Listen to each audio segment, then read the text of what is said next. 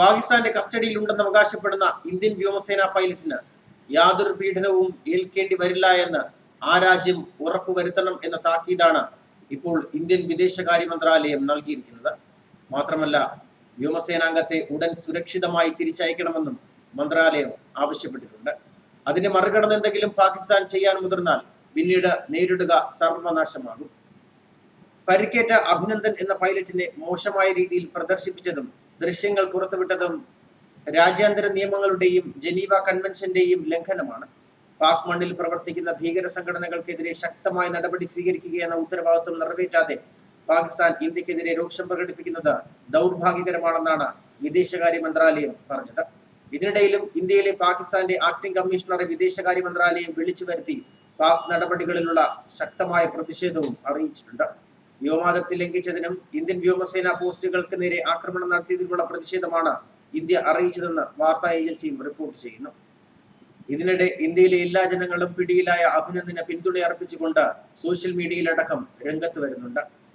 ഇന്ത്യയിലെ 120 കോടി ജനങ്ങളുടെയും പ്രാർത്ഥന നിങ്ങൾക്കൊപ്പമുണ്ട്, ധൈര്യമായിരിക്കുക. ഇതിനിടയിൽ 2 വ്യോമസേനാ പൈലറ്റുമാർ കസ്റ്റഡിയിലുണ്ടെന്ന അവകാശവാദം തിരുത്തി പാക് സൈനിക വക്താവ് രംഗത്തെത്തി. ഒരു പൈലറ്റ് മാത്രമാണ് കസ്റ്റഡിയിലുള്ളതെന്നാണ് പാകിസ്ഥാൻ ഇപ്പോൾ പറയുന്നത്. വ്യോമസേനയുടെ ഒരു പൈലറ്റ് തിരിച്ചെത്തിയിട്ടില്ല എന്ന് ഇന്ത്യൻ വിദേശകാര്യ മന്ത്രാലയ വക്താവ് നേരത്തെ വാർത്താ സമ്മേളനത്തിൽ അറിയിച്ചിരുന്നു.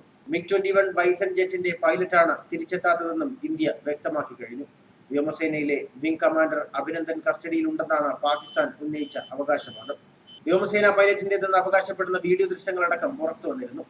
ഇതിനിടെ ഗുഡ്ഗാമിൽ സൈനിക ഹെലികോപ്റ്റർ തകർന്നു വീണതായും റിപ്പോർട്ടുകൾ വന്നു. അപകടത്തിൽ പൈലറ്റും കോ പൈലറ്റും മരിച്ചതായും സാങ്കേതിക തകരാറാണ് അപകടത്തിന് കാരണമെന്നും അധികൃതർ അറിയിച്ചു. അന്തരീക്ഷം കലുഷിതമായതോടെ കശ്മീരിലെയും പഞ്ചാബിലെയും വിമാനത്താവളങ്ങളും അടച്ചിട്ടു.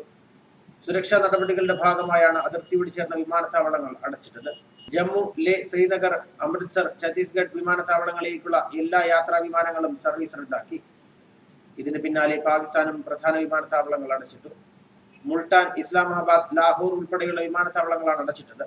ഇരു രാജ്യങ്ങളുടെയും അതിർത്തി പ്രദേശങ്ങളിലെ വ്യോമാതിർത്തികളുടെ വ്യോമഗതാഗതവും താൽക്കാലികമായി നിർത്തിവെച്ചു.